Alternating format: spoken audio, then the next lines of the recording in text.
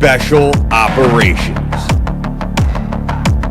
Covert Ops, Espionage, The Team House, with your hosts, Jack Murphy and David Park.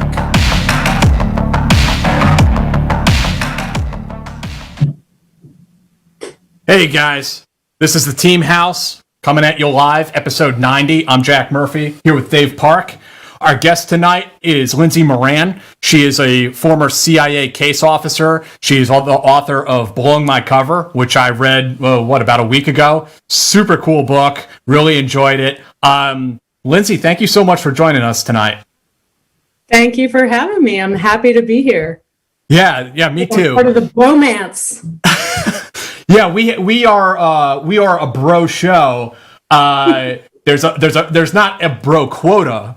I'll say that. But occasionally we let women invade our secret tree fort, that we make with the couch cushions and everything and the Nerf guns. And we're okay. We take down our no girls allowed signs for the evening.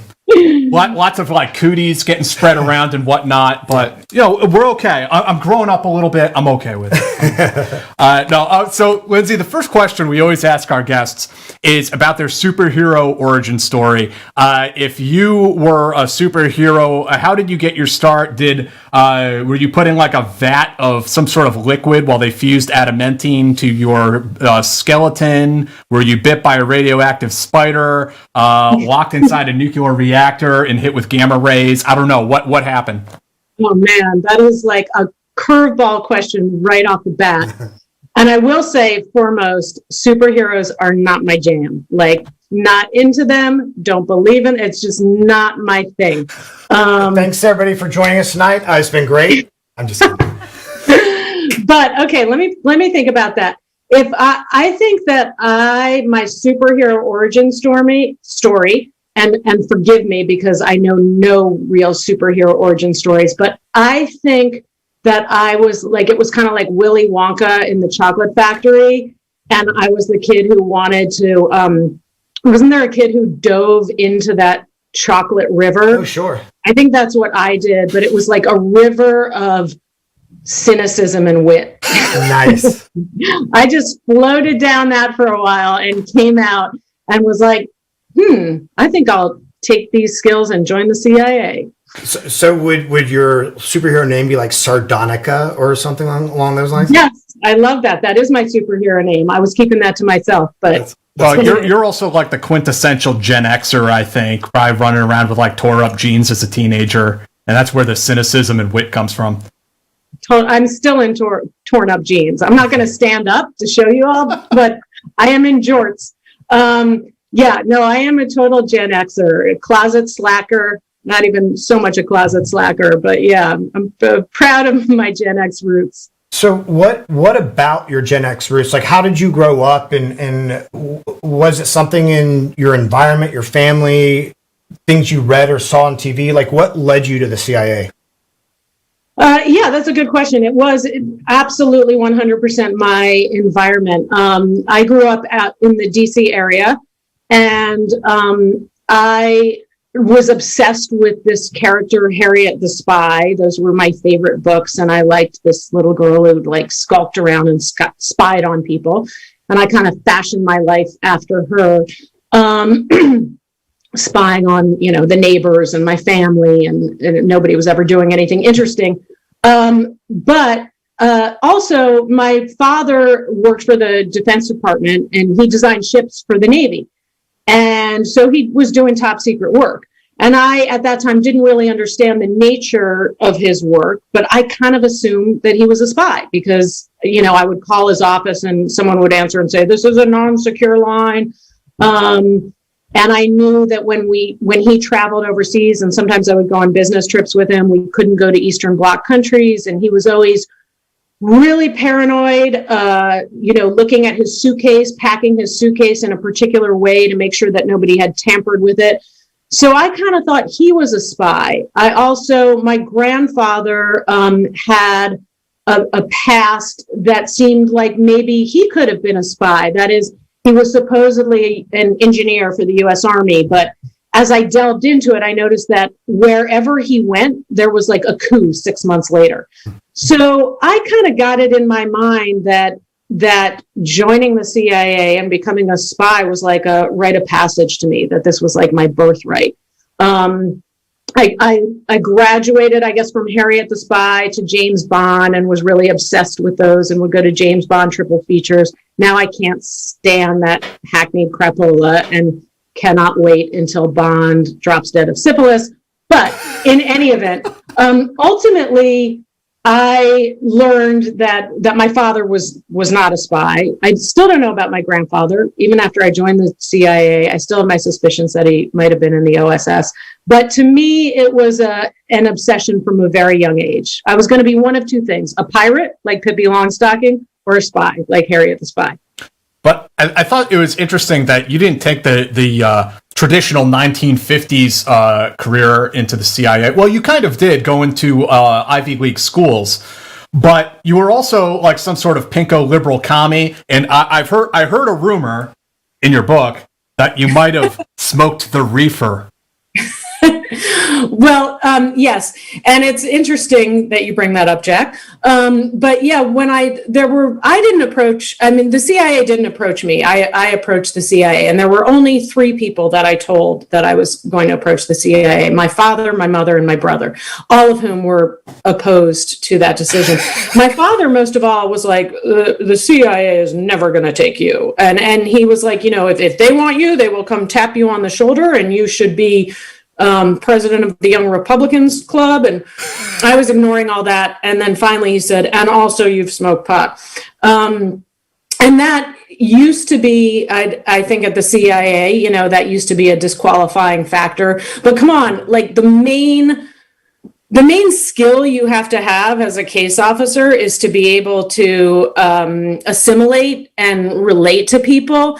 And in 1997, when I applied to the CIA, if you were someone who had never smoked pot, you're going to have a hard time going out and relating to other people in the world, frankly.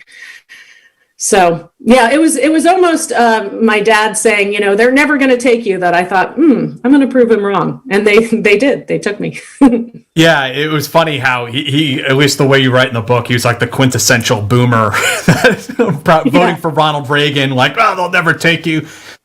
Yeah, my dad is a hardcore libertarian. And that was the ethos that I grew up in. So I have become increasingly pinko commie liberal as I've grown older.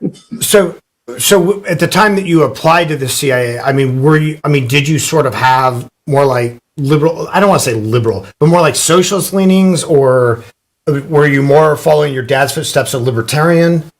Yeah, no, I would say at that point in my life, when I was, in my early 20s, that I did have a probably a much stronger libertarian streak. But, I've always considered libertarianism that point in the circle where the left meets the right. And I believe that to this day. But a few things drew me to the CIA. One was just that it had been my childhood dream, and I thought that would be like a really cool job.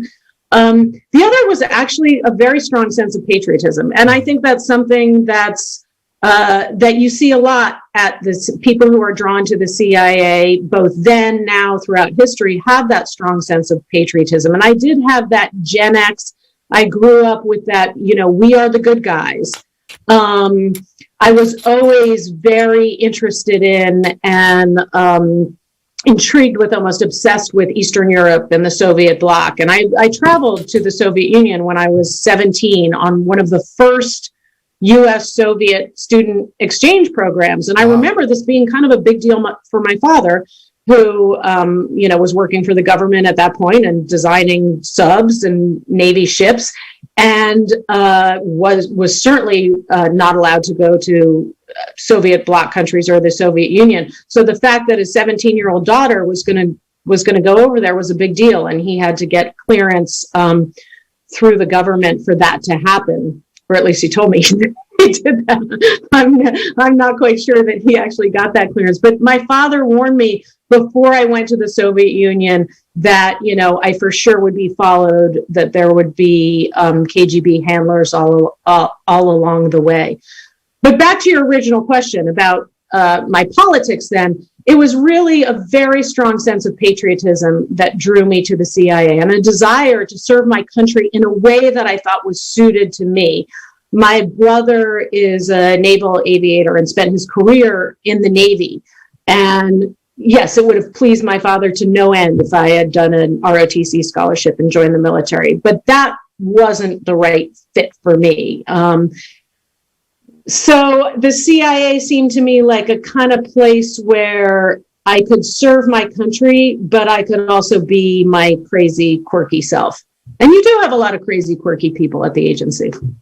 And you still took this sort of meandering route there. I mean, you were living overseas in Bulgaria, rock climbing. You were accepted to different graduate programs. I think was it a Fulbright scholarship that you got? And you delayed your service into the CIA after you had applied to go and do graduate school. What was it that finally you turned away from academia and this bohemian lifestyle and took the plunge and went through the process? Yeah, a good question. So at the time that I guess I was about 25, 26 years old, and I was sort of trying to figure out what I was going to do. And I had spent a year living in Bulgaria as a teacher, where everybody thought that I was that all the American teachers were spies. But I came back, and it was at that point that I decided to really pursue in earnest the agency, and sent my resume in. I mean, like old school, folded it up, put it in an envelope, CIA, Langley, Virginia, and sent it away. At the same time, I applied for a Fulbright scholarship to go back to Eastern Europe, to Bulgaria. And at the same time, I applied to Berkeley Law School. And they all kind of came in at the same time. I was hired by the CIA, I got the Fulbright, and I was accepted into Berkeley. And I deferred Berkeley for a year, and I deferred the CIA for a year. At first, I told the CIA, I was like, look, I'm so excited to come, but I've got this Fulbright to Bulgaria, so I'm going to go do that. And the CIA was like, no, we don't think so. We're starting to question your commitment. And I spoke to my brother, who's the most reasonable and rational and thoughtful person I know. And he was like, look, Lindsay, you don't want to be part of an organization that's not going to let you do a Fulbright scholarship. Right. So I called the agency's bluff and I said, I'm going to go do the Fulbright. And they were like, okay, get in touch with it. Do not get in touch with us while you're overseas. Get in touch with us in a year. I also deferred Berkeley another year. And living overseas for another year, again in Bulgaria, love the Balkans, love Eastern Europe. That kind of misery just really appeals to me. And it was there that I realized, I like being overseas. I like interacting with foreigners. I like being a global person. And so I did not get in touch with the agency. I came back. They had to redo my background investigation, but then ultimately I was accepted into the clandestine service. And, it was one of those things, everybody, there were three people who knew, my brother, my father, and my mother, and they kept telling me it wasn't the right fit for me, but I'm kind of one of those people who I'm going to do what I want. Sure. Yeah. And, piracy hadn't really become the rage in Somalia yet. So it was the CIA at that point. Oh, I know. I sent my resume there too, and that was the one place that they were like, "No, I don't know. You're right. You're not really what we're looking for." Yeah. When you interviewed for the CIA, and you said that like smoking pot and things like that used to be disqualifiers.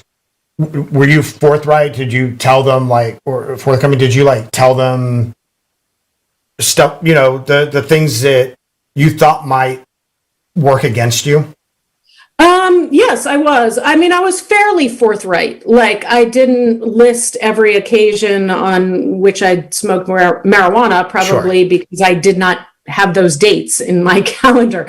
So I was fairly forthright. I said that I had, smoked pot 5 or 6 times in college. Maybe I underestimated it by a little bit. Interestingly, I never had any problems with the drug question on my polygraphs.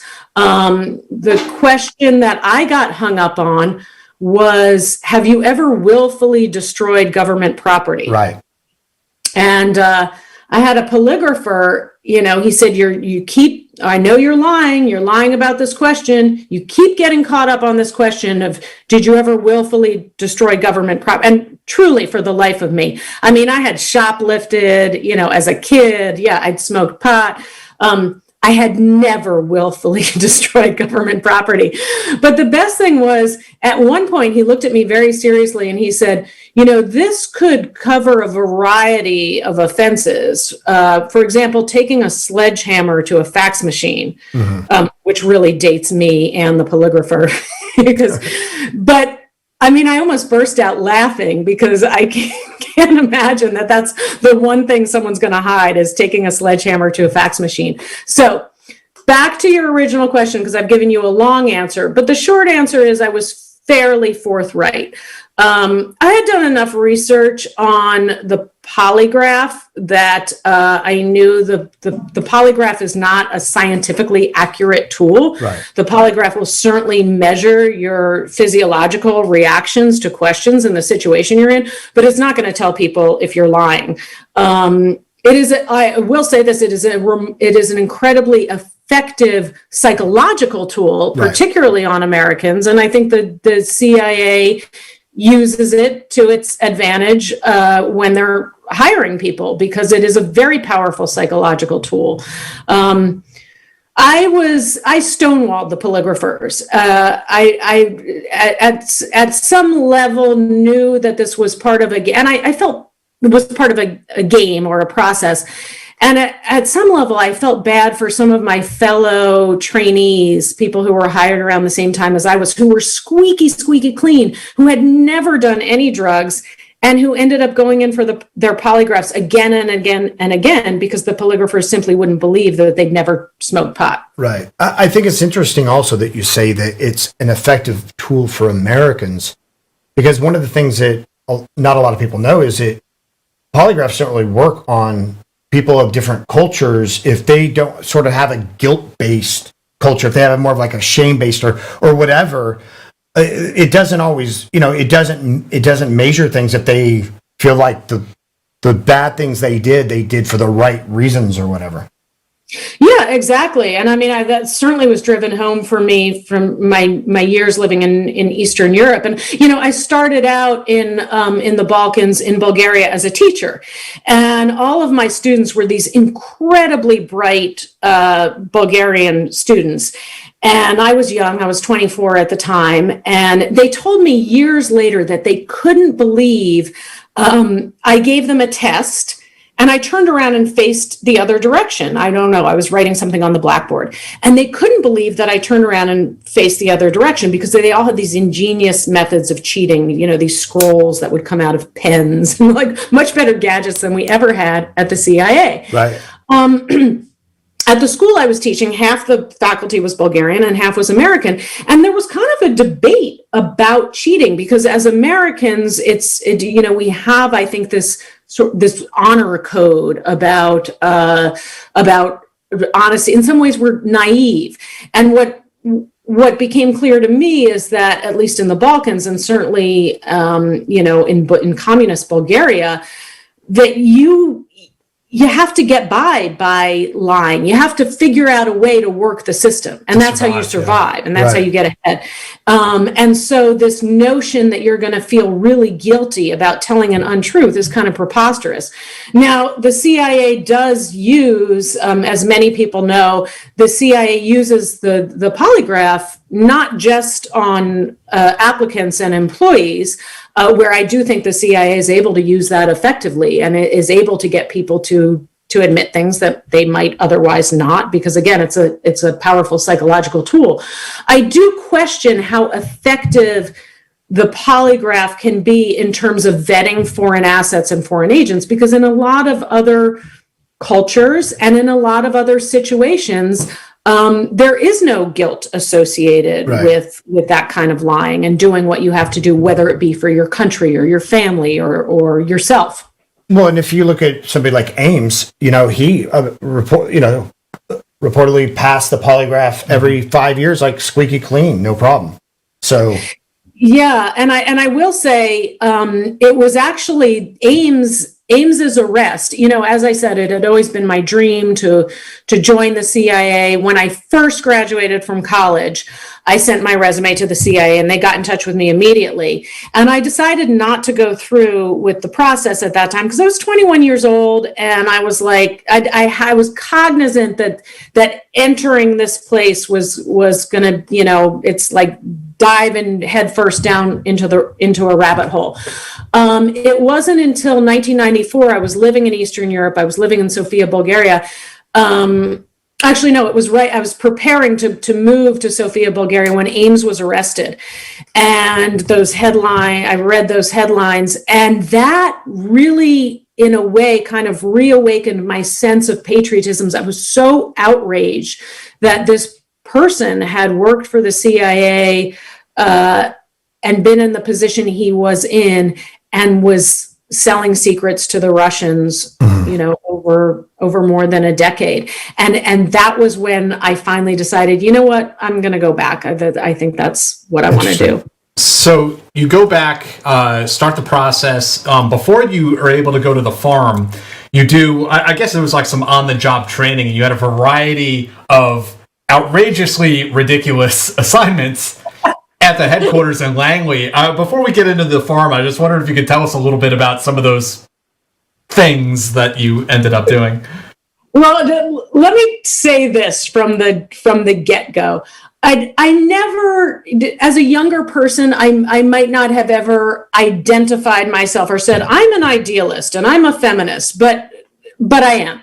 And so I joined the CIA. I've got 2 Ivy League degrees. I've always been an advocate of women's rights and social justice and so on and so forth. So one of my first tasks at the CIA, after some initial orientation, is I'm not an intern, but I'm doing like entry level work in what at that time was called CE division. And there was a contingent from Kazakhstan coming over.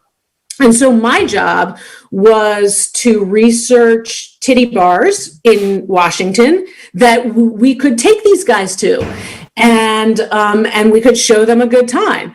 And then there were also, my job was to research like activities. Some of them had their wives coming over with them that we could entertain the wives. It wasn't going to be me taking the dudes out to the titty bars, but I was responsible for finding different ways that the CIA could show these partner organizations a good time in Washington, D.C. And that's what the CIA does. Like we as an organization, we provide training, we provide perks in order to get allies and potential allies to work with us and to share intelligence with us. So, at the end of the day, it's kind of a dirty business, and maybe like I was a little bit naive, but there was a point where I'm like, I cannot believe this is what I'm doing. Did you get reports back on the research that you had done? Was everybody happy about it? I never asked. I moved on to a different, what's called an interim, where we as the young trainees would spend 3-month periods in different parts of headquarters. And I moved on, I think, to my counterintelligence interim. And, I saw people like lifelong bureaucrats sleeping underneath their desks. So very early on, I got a sense of this is not the omnipotent organization that I thought it was. This is not the best of the best. You talk about the 2 old ladies that are basically having like a conversation and farts across the office, back and forth. It's like, wow. I feel bad about writing that kind of stuff in my book because I'm always, thinking I think I've become more humanistic in my old age. But yeah, there was so much of the agency, from the outside looking in, I think I had revered this organization. And many people either love it or hate it. But from the outside looking in, I was like, this place is so cool. And then, when I got on the inside and I realized, it's a lot of people in sensible shoes. It's not what you see in Hollywood. Well, it doesn't it kind of go back to that old saying of like, never meet your heroes? Yes. I might have been better off to never meet my heroes. No. And then you get to the farm, and I went through. This was back in the day when they made it. Everyone do like paramilitary training. Also, well, can you talk a little bit about that, and also getting into the tradecraft training, because it was interesting that the PRB let you write like quite a bit about what it's like to go through that whole process and be trained as a CIA officer. Yeah. The training was the best part. I mean, that was a blast, especially the paramilitary training, which of course had no bearing on what our actual careers would be. We all became airborne qualified and jumped out of planes, as if we were going to show up at our first post like a flying Elvis or something. But I kind of knew it wouldn't have any bearing on our future careers, but it was great. I could not believe that I was being paid to sort of participate in this extreme sport adventure that most people would pay for. And we did, we garnered some amazing, very tangible skills in land navigation and maritime operations, defensive driving. I got the most improved award in what's called affectionately the crash and burn course of the CIA, where we're racing cars around racetracks. I loved all that. I loved the paramilitary training. I loved all that. I loved our instructors, some old, Vietnam vets and old CIA and military hands. And they were just great people. That aspect to me, if my whole career had been that would have been fantastic. But of course, that's not the reality. And in addition to the paramilitary training, there was a couple months of paramilitary training, and then there's tradecraft training. And tradecraft training was kind of a blast too, although it was very high pressure.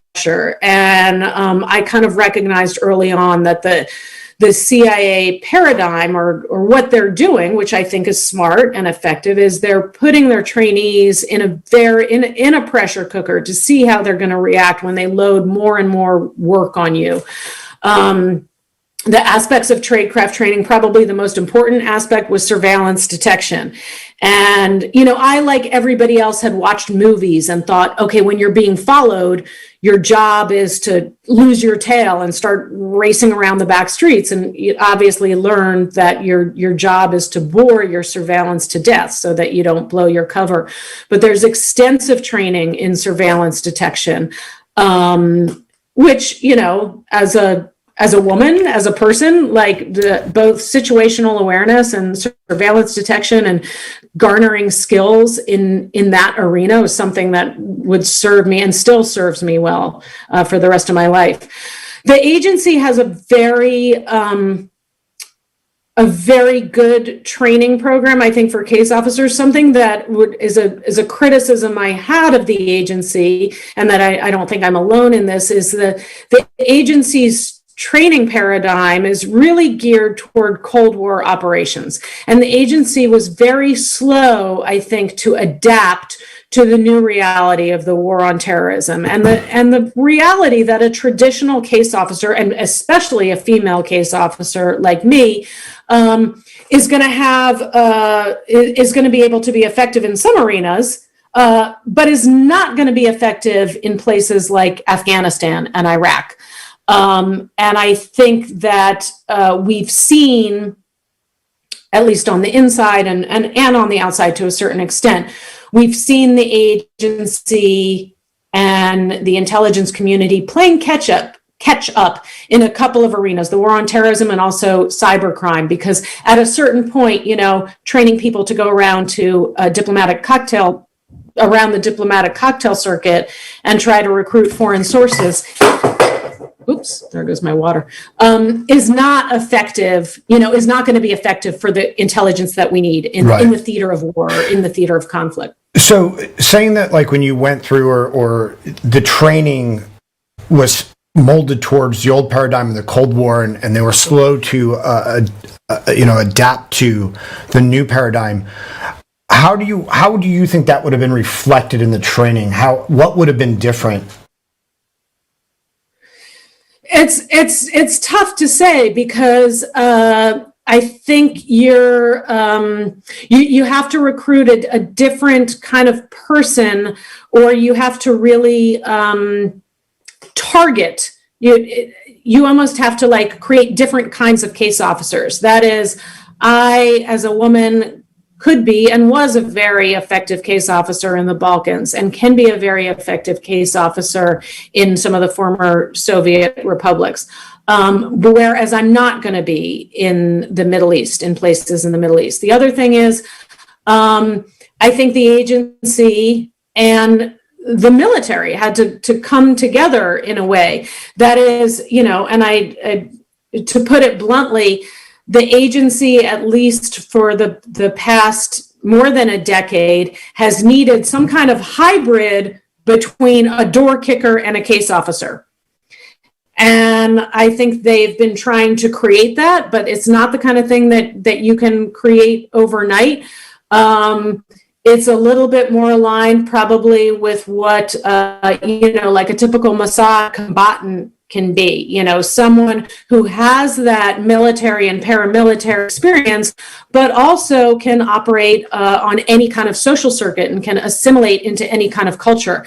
And quite frankly, that's a very specific and very rare kind of individual. I'm not the kind of person who can conduct that's pretty much JSOC took that away from the agency, and there's a lot of debate to this day. I mean, should JSOC have all of those capabilities and have the paramilitary capability, or should it reside in the CIA? There's a lot of nostalgia for the old Office of Strategic Services. Should it be both melded into one? I mean, I don't know. No, it's not for me to say what the right answer is, I suppose. I think there's room for both. I think you can have both, and I think the qualities that go into making a good case officer are so, I don't want to say specific, but it's almost like a perfect storm, or like a number of different ingredients that you wouldn't think. You don't have to be the smartest person. You don't have to be the brawniest person. You have to have this kind of secret sauce of social skills, of ethics, of ability to relate to other people. And I've spoken a lot about the role of women in intelligence and female case officers, because it is a very male-dominated environment. And yet the best case officers I knew, the best recruiters I knew at the CIA were women. And I wasn't a mother at the time that I was a case officer. I am now.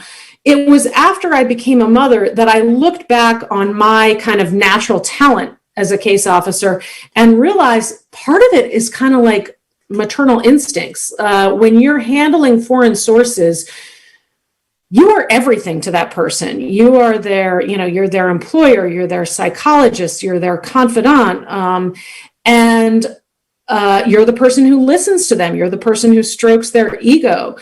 And some of those capabilities and qualities were things that I felt, I've been doing this my whole life. As a woman, I've been doing this my whole life. And I felt like that made me a very effective recruiter, and certainly other women at the agency who had far longer careers than I did, I know were very effective recruiters. Now, is there a place for those women in the theater of war? Maybe not. But there certainly is a place for them in the world of human intelligence. Mm-hmm.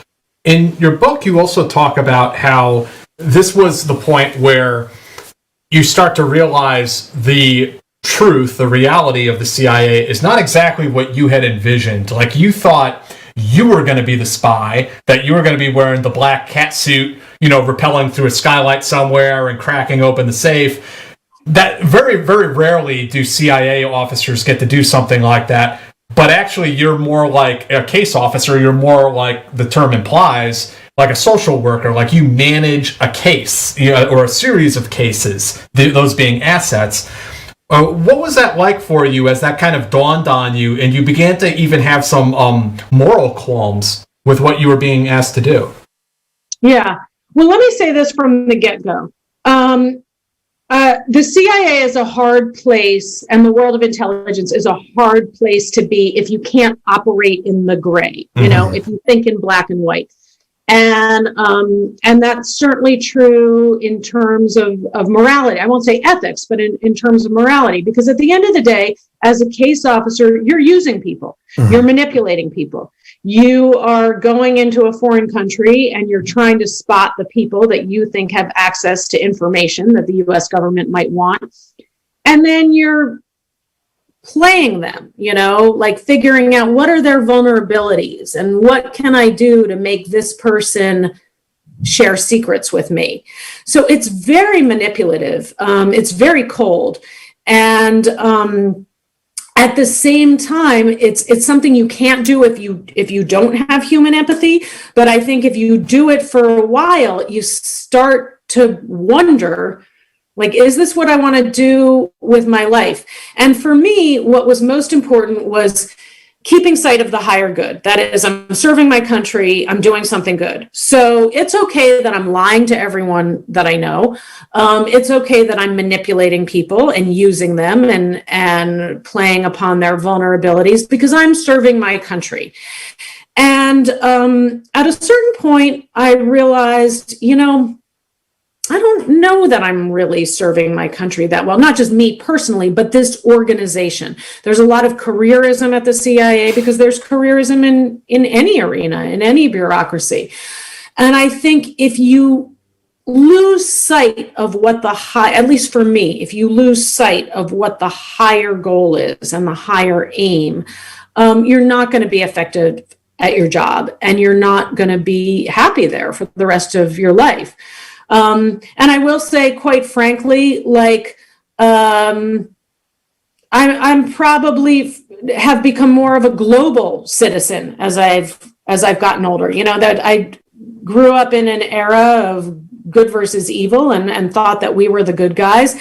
And I don't think it was just my time at the agency. I just think it's the reality of the world that I realized, we're not special. American hubris is just that. And as I've grown older, it's become much more important to me to be a global citizen. So I think that realizing two things. One, I don't know that I'm really serving my country. I don't know that this organization is really serving my country, made me realize that this is probably not a place that I want to spend the rest of my life. At the same time, I do think there is tremendous value in human intelligence. And, I've never thought, okay, we should abolish that. We shouldn't be doing that. We shouldn't be spying. I mean, there have been, I think, 9/11 was a big intelligence, a huge intelligence failure, the intelligence failure of our time. We haven't had something analogous since 9/11, since 2001. And I think that is in large part to the parts of the intelligence community and the CIA that do function well. And also, I thought this was very interesting. And really, if somebody was telling me, and I'm probably going to get in trouble with somebody somewhere for saying this, especially if a woman I knew was interested in joining the CIA, I would want them to read your book. Because you talk about the lifestyle challenges that this career field presents.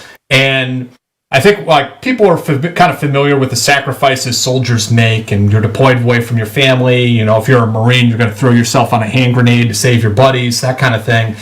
And I don't mean to make light of the intelligence community. There is a sort of sacrifice there that they're making in terms of their family and just human relationships. Like going out on a date with somebody becomes or can become this huge ordeal.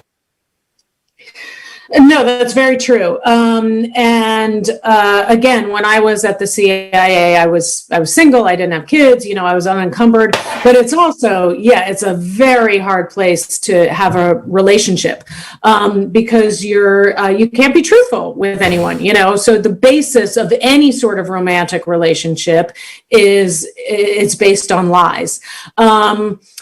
Less so when that person is an American citizen. A lot of people think the CIA won't let you tell people that you're involved with that you work for the CIA. That's not entirely true. The CIA actually leaves it up to the discretion and judgment of most of the people in the clandestine service. And in my case, there were 3 people who knew: my mother and my father and my brother. But yeah, I was 20 something and single, and it's really, as a woman, it's hard to have a relationship under the best of circumstances.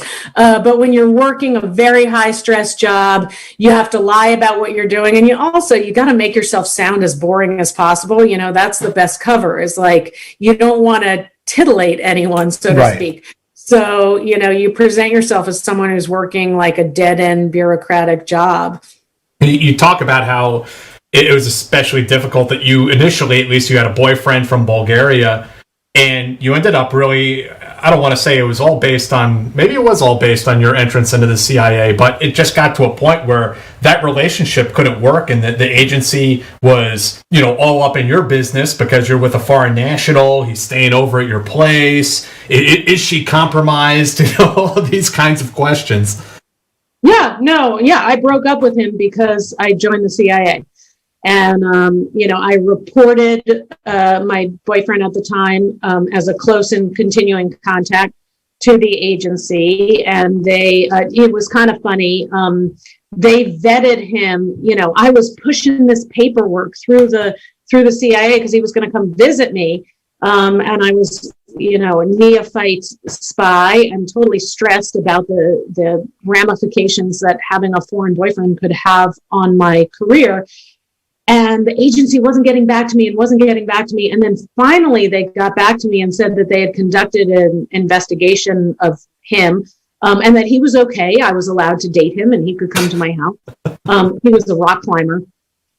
But they spelled his name wrong. So it was like a guy who didn't even exist. And we used to joke among colleagues, men and women, but particularly the women, as we assessed men, we'd be like, you got to decide if he's worth the paperwork.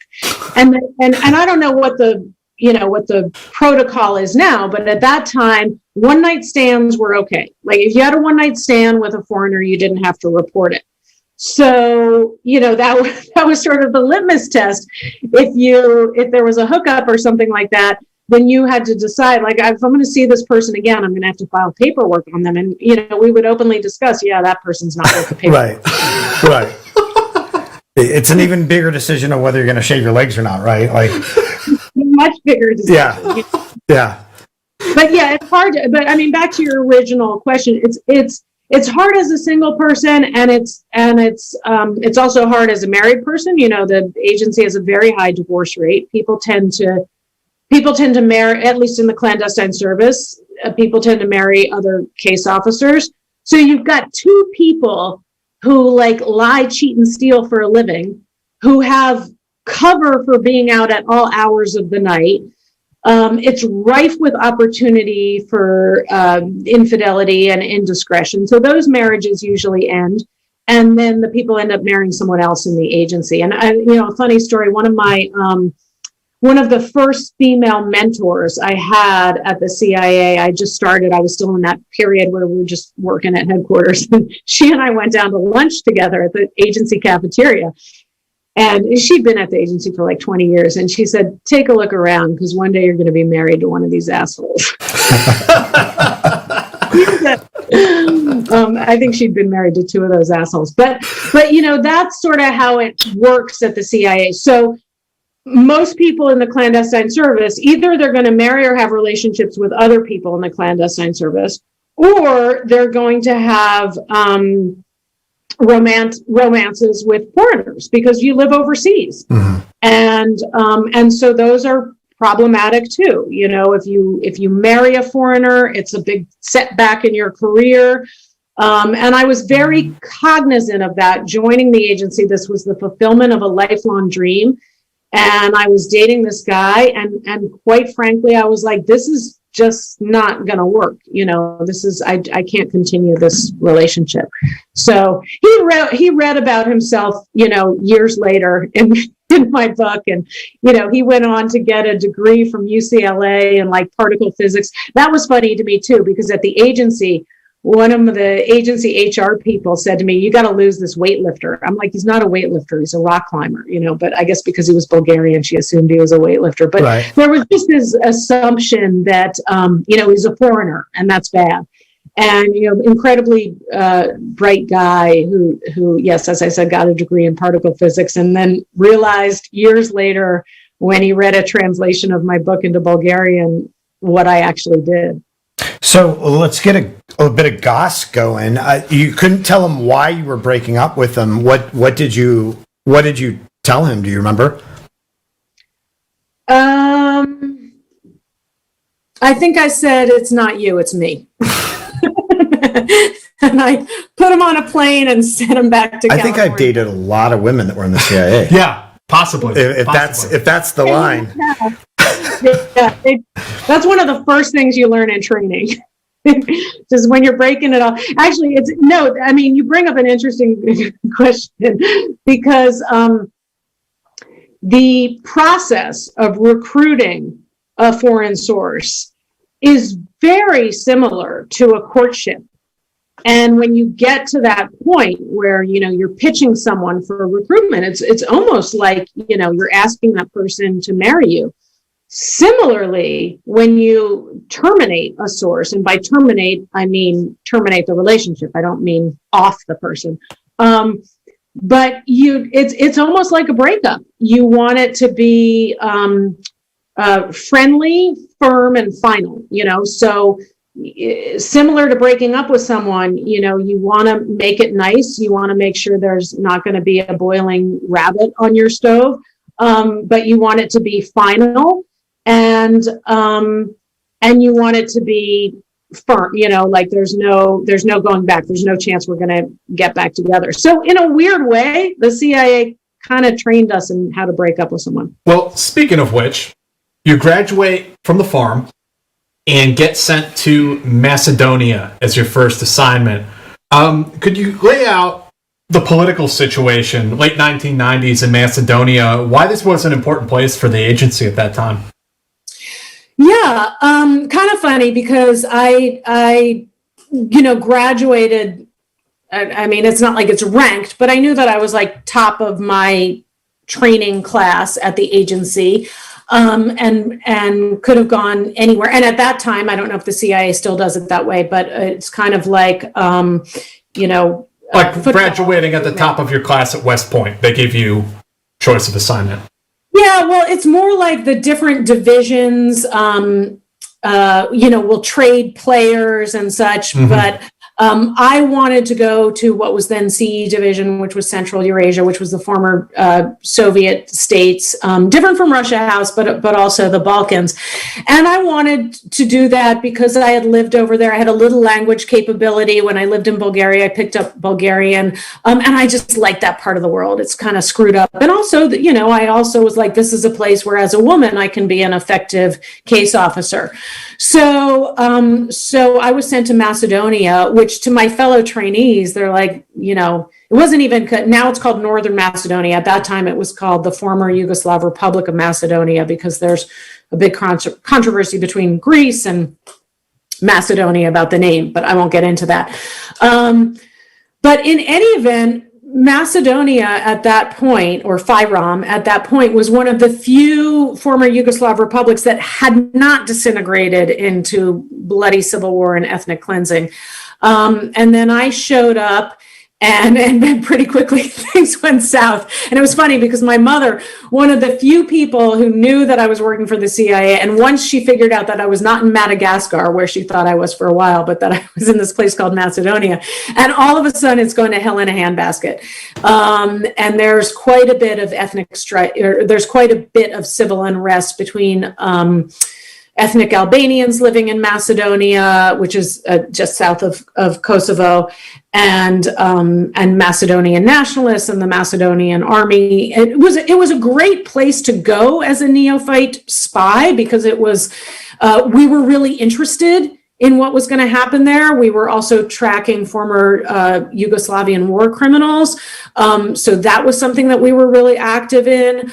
And this was like a very target-rich environment and a small place. So it was a great place to go. But it was interesting to me. I think it was Sebastian Junger wrote a piece in Vanity Fair, and I read it while I was in Macedonia, and it was all about how dangerous Macedonia was, and you couldn't even go out on the streets. And, I was living there at the time, and yeah, I mean, I would go to sleep at night with shelling in the distance, and there was definitely, there were roadblocks, there was unrest, there was, there were a lot of shootings. Our embassy was attacked. We ended up having Marines come to the embassy to protect the U.S. embassy. So, but the weird thing was, I never felt in danger, and this will go back kind of to something that you brought up earlier, Jack, which is that. People always ask, I think, CIA, or, if they know someone's been a CIA officer, did you ever feel in danger? Did you ever fear for your life? And I have to be honest, I never did. And part of that was because I was much more stressed about my foreign sources that I was handling. That is,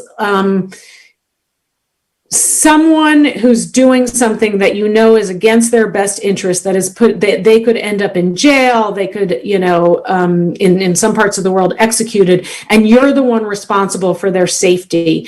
That was very daunting to me and very stressful. So I was never really worried about my own well-being. I was more worried about making sure that my foreign sources and the agents that I was handling were okay and that they wouldn't get wrapped up. Could you tell us a little bit about some of those sources what you're allowed to talk about, as far as, the ones that if you inherited them, or the ones that you recruited, by hand and developed on your own? There's some great stories. I was actually going to ask a question that kind of like leads into that. When you show up, your first tour, you've never worked as a case officer before.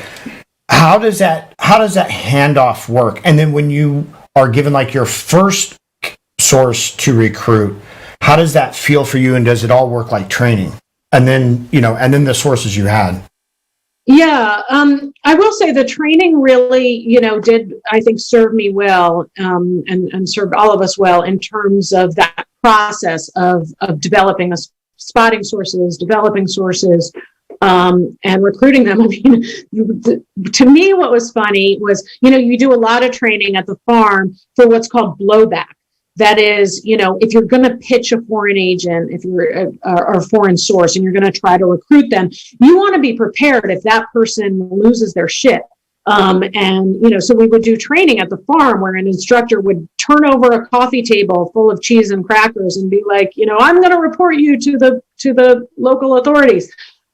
So we'd done training in that and how to handle that. And then interestingly to me, the first source that I recruited, actually, when I first broke cover with him, as a way of getting him not romantically interested, and this is something, we can talk about if we have time, but a tightrope that all female case officers walk, I think, is most of our targets are men. So you're going to a foreign man and flattering him and acting interested in him, and then over time suggesting that you meet in more clandestine venues and parked cars and hotels. And the whole time you got to make it clear that you're not going to sleep with him. And this is something that's very difficult and challenging to do.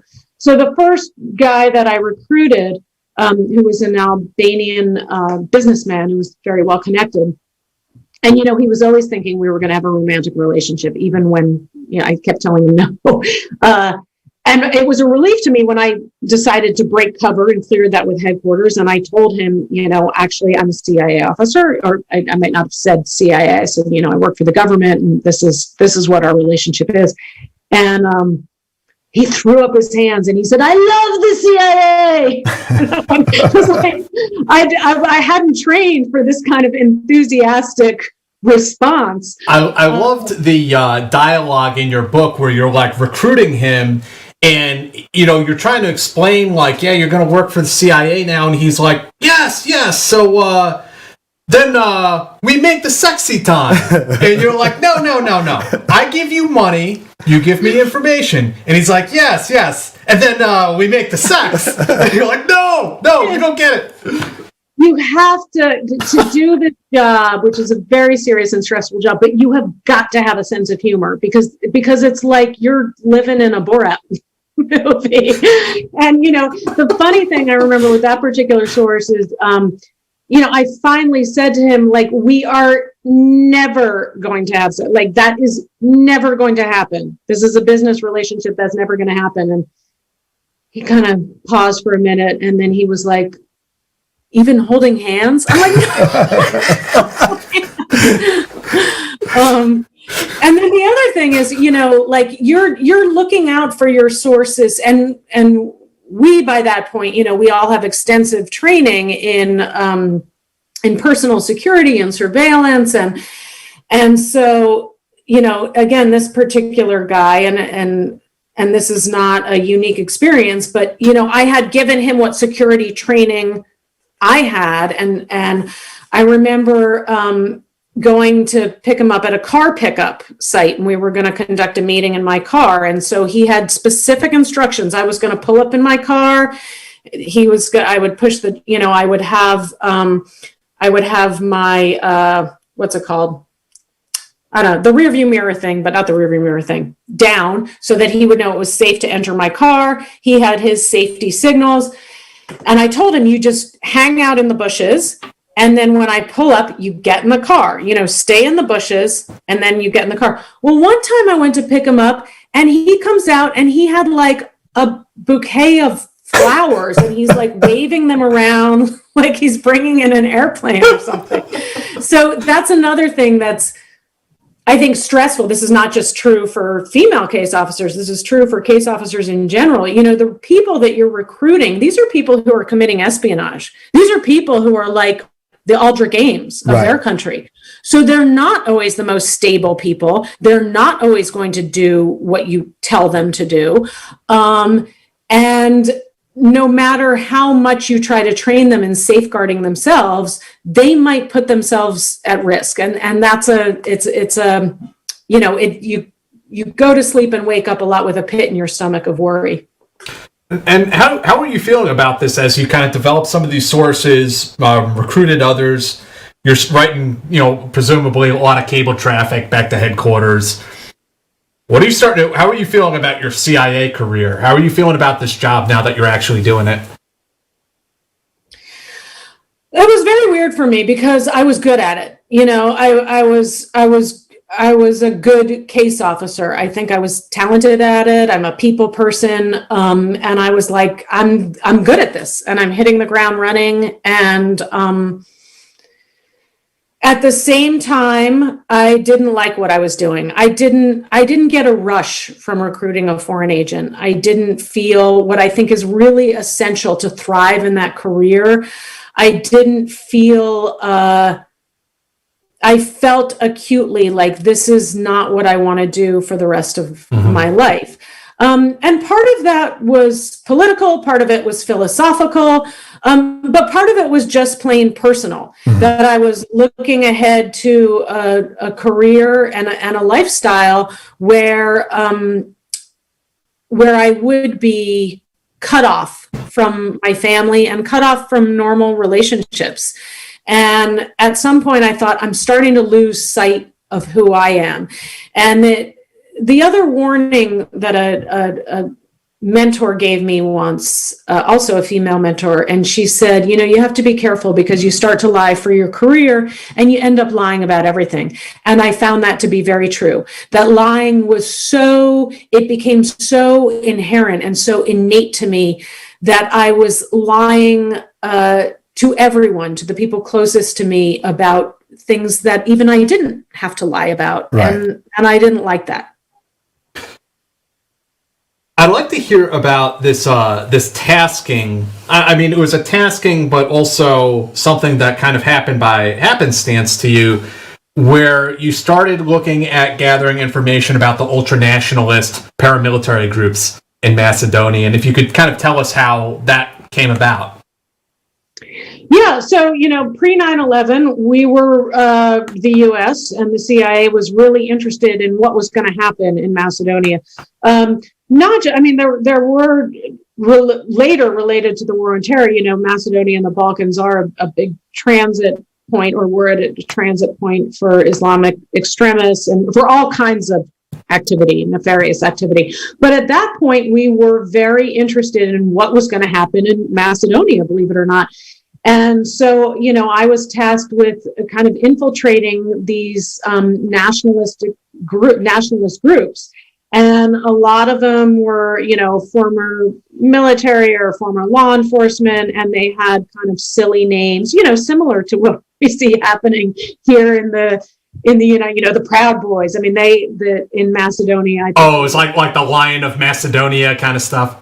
Yeah, so they all had, and so I remember once I was targeting this one individual, and went to a bar in Macedonia, and there was like a raid, like a law enforcement came in and asked everybody to put their weapons on the table, and literally everybody, weapons start coming out, and I was the only. Here I am. I'm like the CIA person, and I don't have a weapon, and everybody else is just like a potpourri of cornucopia of weapons.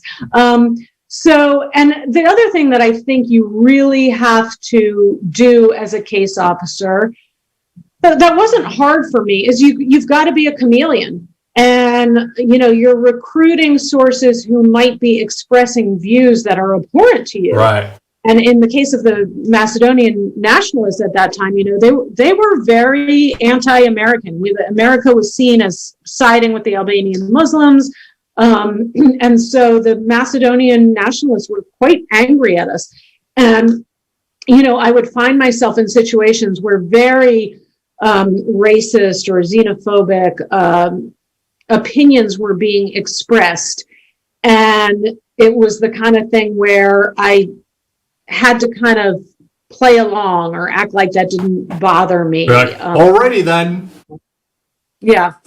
And that's not my nature. So, and that's something that I think diplomats have to do as well. And it's, it's like, if you can believe you're serving your country to do that, then okay. But, as I think I've shown in my post-CIA career, I'm probably more attuned to being outspoken.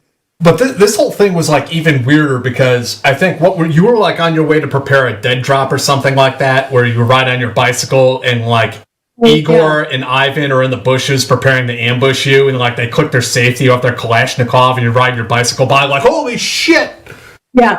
I was riding my bike up Mount Vodno, and I was going to make a chalk mark on a water fountain, and that was like a signal to one of my agents. And so I'm riding my bike up, and I see this kind of motley crew of like paramilitary looking guys as I'm on my bike on the way up, and I pass them, and I think, oh, that's sort of a sketchy looking trio. And I had my hair back, baseball cap, like for all intents and purposes, I probably looked like, I did not look like a female. And so after making my chalk mark, I'm, flying down the mountain, and I see these guys ahead of me because they're still kind of on their way up, and they're all armed, and they jump into the bushes. And I was like, oh, shit. I probably thought something else. But anyway, I kind of screeched to a halt where they were. And luckily, I spoke Serbian well enough at that time to issue some obscenities. And they realized probably from my voice and my accent that I was a woman, and that I was an American, and they came out. We ended up having a nice talk and being friends. And it was one of those guys that he was like, oh, I'm looking for a visa to the United States. And I'm like, oh, well, why don't we meet? We can talk about that. And he was someone who I ended up targeting and developing. The other thing, and I don't think I wrote about this in the book, maybe just because it was too complicated, but I was wearing a T-shirt, an old T-shirt that I have that had applique across the front that was originally Lucky. It was the word Lucky, but the L and the Y had fallen off, and it was just UCK or UCK, which was the name of one of the insurgent groups. So that did not work in my favor either. I don't know. I think in the book I thought that was way too complicated to explain. But yeah, there I was, like with an UCK T-shirt, riding down the hill. And then this got even weirder because I was like, couldn't believe this part where, like, you brought one of your girlfriends into this from, like, New York City, and, like, she was chilling at, like, the ultra-nationalist cafe with you and all this like, ragtag militiamen. So, yeah, two of my closest girlfriends, one of whom's Bulgarian by birth, and the other, who's a novelist, and I have another story to tell about that. But yeah, she had a Fulbright scholarship to Bulgaria at the time, which to this day, she is convinced that I pulled some kind of CIA strings to get Milk her it. a Fulbright to Sofia, which I did not. She got that on her own merit. But yeah, she was in town. And yeah, perfect cover. I'm just like a girl with my American girl. So I would drag her, her parents and family probably would have killed me if they knew what was going on. But I would drag her along for some of those adventures. Yeah, and she was like, Lindsay, like all. I do have to tell you about her because it's a kind of, if we have time, it's a kind of. Yeah, absolutely. So her name's Annie Ward, and she's a novelist. And she had a book come out, I think it was 2 years ago, called Beautiful Bad, which she sold in like a 3-way bidding war to HarperCollins. She's an amazing writer. But anyway, Annie's book is a novel. It's a thriller in kind of the Gone Girl style. And there's 3 characters, one of whom is based very closely on me. And before Annie sold her book, she kept telling me, you have to read this book because the character, who I got the sense was kind of a villainous character, is based very closely on you. And I want to make sure you're okay with it. And she's my best friend. I was like, I don't care if my character eats her own in the book, as long as you don't use my name and it helps you sell the book. She sold her book. After the book was sold, the character that's based on me, the editors were like, look, this woman is not believable because she's just like way too badass and like she's a CIA person and nobody's going to believe that. It's not relatable. So you have to turn her into something else. And so she made that character, Joanna, not a CIA officer. But so of everything in my life, I feel like the one thing that I'm most proud of is that who I actually am was too badass to be in a novel. In a novel? Yeah. That's awesome. And I thought it was hilarious when, you took your friend with you to this like cafe where everyone was like brandishing these weapons, and like you get outside and smoking a cigarette or something, and she's like, what did she say to you? She's like, Lindsay, are all of your friends like this? What do you do? God bless her. She was always up for the adventure, and through me, she met her future husband, who's still her husband today, who's one of the third characters in her thriller. But yeah, the night that she met her husband, it was just one of those nights where I was like, all right, tonight we're going out with like a British security detail, and she's like, all right, whatever. So yeah, but none of my friends knew what my job was. I think a couple of them had suspicions, and she, of all people, certainly saw me, very, very stressed. Didn't know what I was stressed about, but she was in Sofia, and I was in Skopje, Macedonia, when 9/11 happened, and she got on a bus that night from Sofia and came and stayed with me.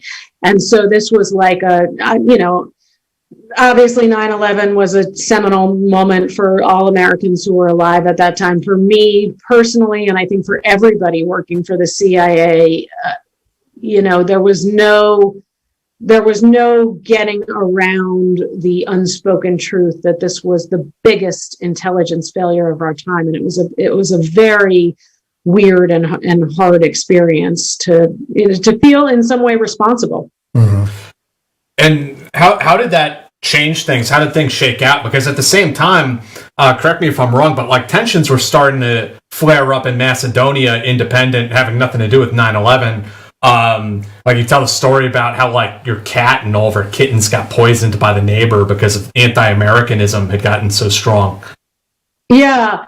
There was a very strong anti-American sentiment in Macedonia at that time. That after 9/11, there were celebrations in the street in front of our embassy. And that was hard. It was upsetting. Again, yes, I had a cat who had kittens, and they were poisoned. I wasn't the only CIA person there or American person there who I think had those kind of repercussions or that kind of backlash. And I will say this: I already had pretty significant misgivings about staying with the agency. And for a little while after 9/11, I was very committed to staying with the organization because I felt like this terrible thing has happened. And now, we are all united in this, and the agency will get its act together, and it won't be a big bumbling bureaucracy, and there won't be careerism, and there won't be lack of accountability. We're all going to, band together and fight this war on terror. And then I quickly realized that probably wasn't going to be the case either. But it was a hard time. I think it was both a hard time and a revitalizing time, because I think I wasn't the only one. We all felt very passionately about tracking Osama bin Laden, about eradicating Al Qaeda, about fighting this war in a way. But these are very complex issues, and the CIA, it became like a game of whack-a-mole to a certain extent. And instead of being able to go and kick some ass over in Afghanistan, you got roped into the preparation for the invasion of Iraq in 2003. So, I mean, could you tell us about that? Like, how did that make you feel? As a self-avowed bleeding heart liberal. I mean, I see now here in 2021, I can tell you perfectly well how I feel about that, what a disaster that war was. But at the time, I was 19 or 20 in the Army in Ranger training, all stoked up. I just missed the invasion barely myself. I wish I could have been there. But this is like an example of how your feelings about things can change over time. I'd like to hear your thoughts. Yeah, and perfectly honestly, I didn't go. I was surge. I was in language lessons for a follow-on tour. I can't say where that was going to be, but I can say that I was in Russian language lessons at the time when I was back in the States, and I was taken out of those language lessons and what's called surged into Iraqi operations. So I wasn't thrown into Iraq. I mean, we were preparing for the invasion. But I was at headquarters supporting Iraqi operations from headquarters, and that was not my area of expertise. WMD, counterproliferation, Iraq, that was not, that was not my bailiwick. But at the CIA, and this is very common at the CIA, you go where you're asked to go, and you become an expert pretty quickly. And one of the first things that happened when I was surged into Iraqi operations was I ran into the person who's the head of Iraqi operations, who I knew from the Balkans. And he was like, yeah, I got to tell you, we don't have any Iraqi sources. Like, we just don't, like, all over the world, we don't have any Iraqi sources. I'm like, that's not really good.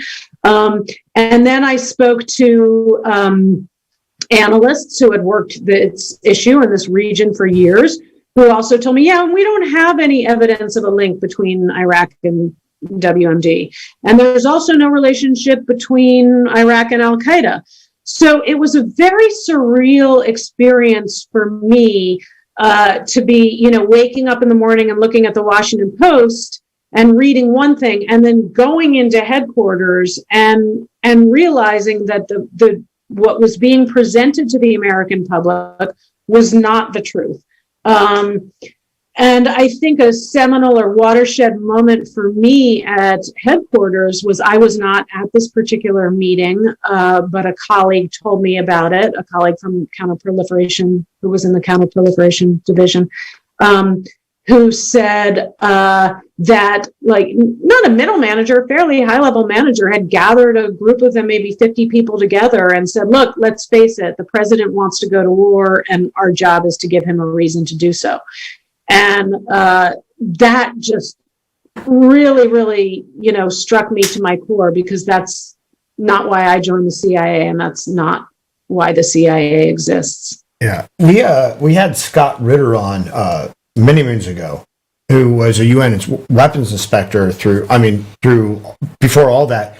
And he said that ever since Bush 1 through the Clinton administration and then Bush 2, like, elements of the government, they were gunning for Iraq that entire time. We've had Sam Faddis on the show. We have had Tracy Walder. We've had all these different people. And, I don't say this to kiss the CIA's ass by any means, but I think there's enough people have come forward. There's enough evidence that, like, the CIA was not on board with all this malicious bullshit, quote unquote, intelligence, that there were WMDs in Iraq. And just as you said, Lindsay, that a policy decision had already been made, and now the CIA was being, like, forced to legitimize that decision. Yeah, and I think, as much as I both criticize and poke fun of the CIA in my book, and I've done so publicly, I met some of the brightest, most dedicated, most ethical individuals there. And when I joined the CIA, and people who were at the CIA before me, it really, there is, you park your politics at the door. It tends to attract, it doesn't, I might as well have been, I'm not that far left, but I might as well have been like Joan Baez, strumming my guitar, because the CIA tends to mean right. It tends to attract those types of people. At the same time, I never felt like my work was politicized.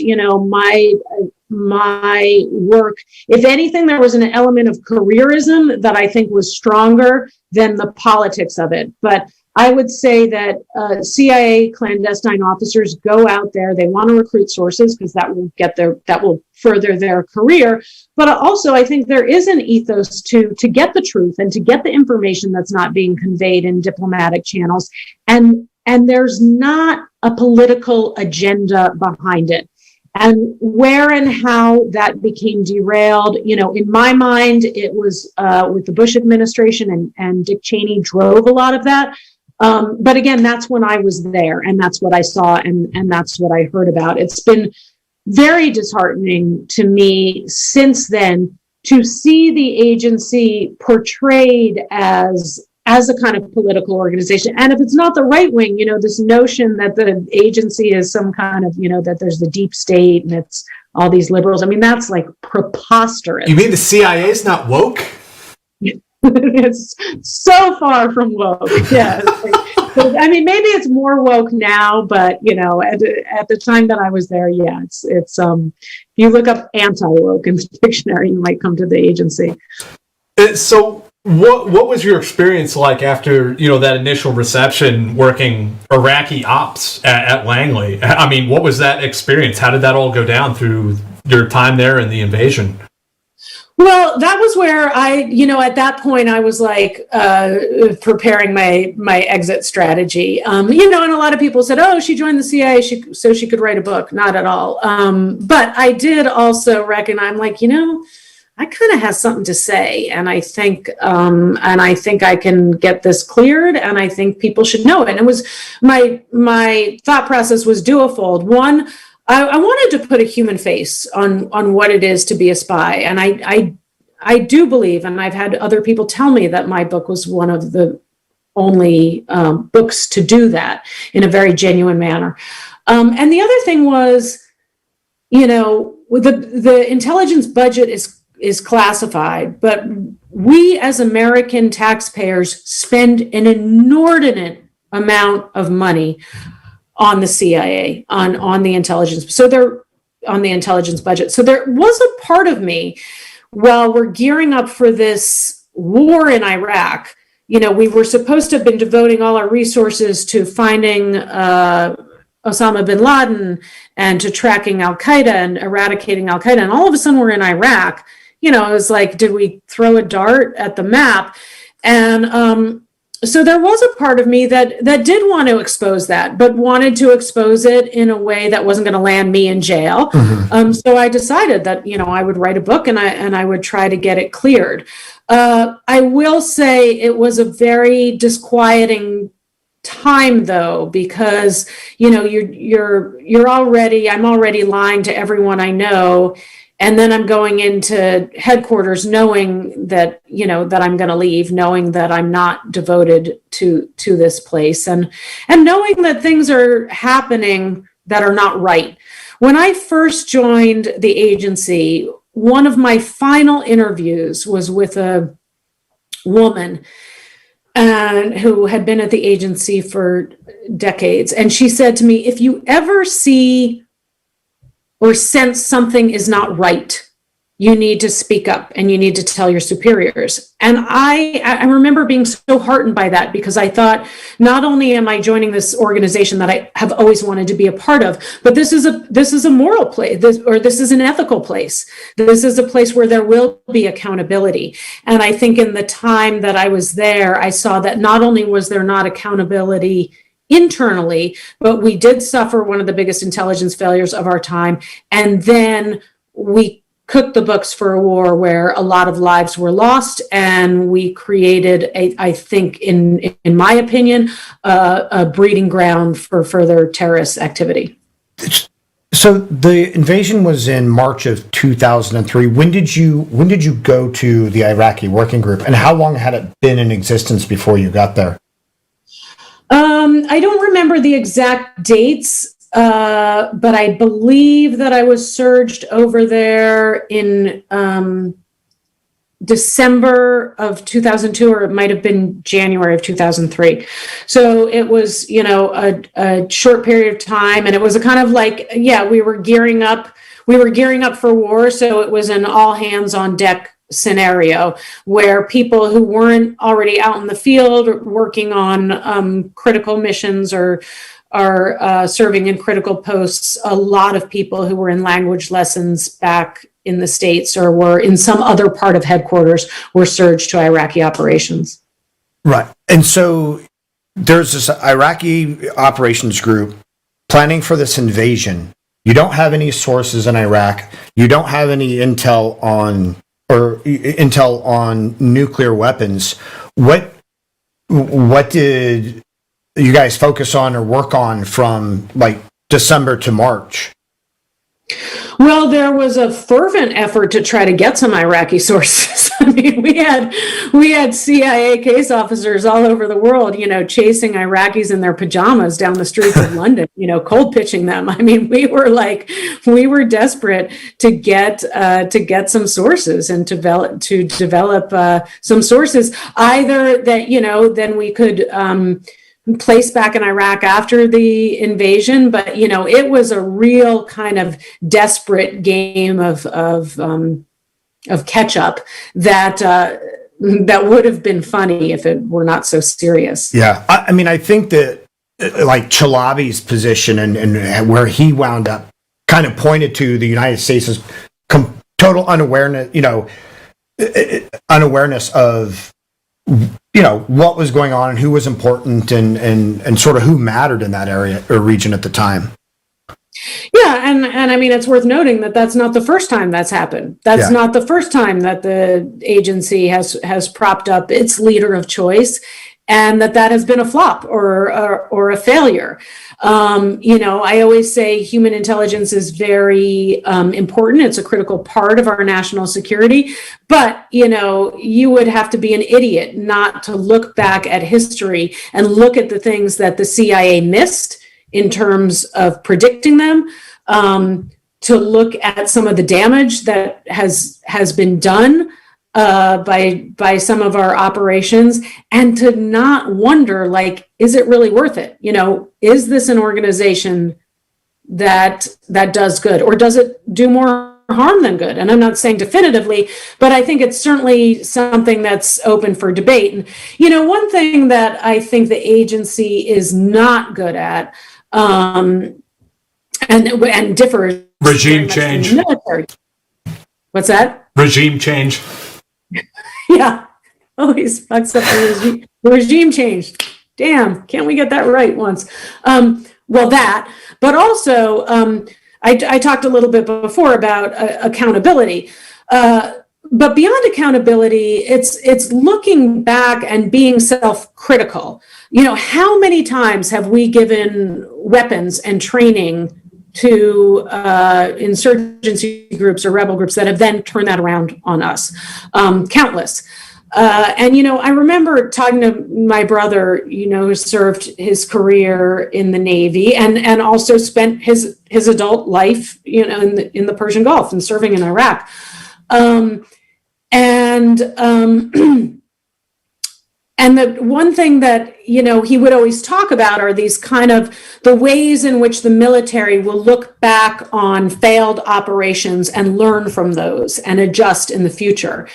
And, maybe it doesn't happen all the time, but I think it's a protocol that the military follows, whereas at the agency, it's like, oh, geez, snafu, let's sweep that under the carpet and, make sure nobody finds out about it. The CIA does have historians, and they write white papers, and, nerds like me actually read them as they're declassified. They do look for those lessons learned, but I think you're right that there is some sort of disconnect, and there is a story that has not yet been written. And of course, that's the story of our covert operations in Syria, where we turned around and made all of these fucking mistakes all over again. I wonder, and Lindsay, you might have some deeper insight into this, is how much of that is driven by politics? Because generally, the CIA isn't out there making up their own sort of target list, or we want to do this. Like it's generally coming from somewhere. And unlike the military, where if the military is sent somewhere and it turns out to be an error, everybody in the world knows. If the agency goes somewhere and it turns out to be an error, they go back and that's an interesting point. And the politicians who directed it, whether the Republican or Democrat, because they both do it, that it's easier to wash their hands. Yeah, so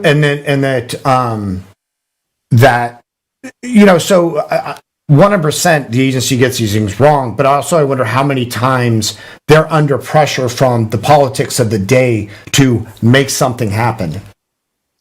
I think that's a part of it. And I also think, and I'd be the first one to say, we generally hear more quickly about phenomenal CIA failures, and that the successes are understandably and necessarily kept under wraps. And so, it's a challenge of the job. When you sign up to be a case officer to work for the CIA, you've got to go and you've got to park your own ego at the door, and you've got to go in knowing, okay, I might have the coolest job in the world, but I can't tell anybody about it. And any successes that I have, I can't tell anybody about that.